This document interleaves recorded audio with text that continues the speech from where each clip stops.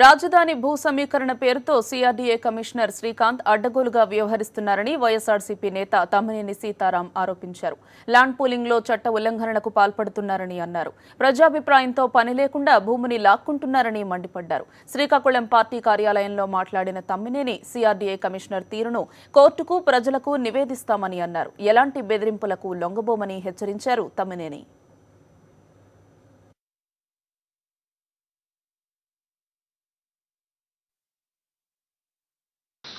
Objecting the development,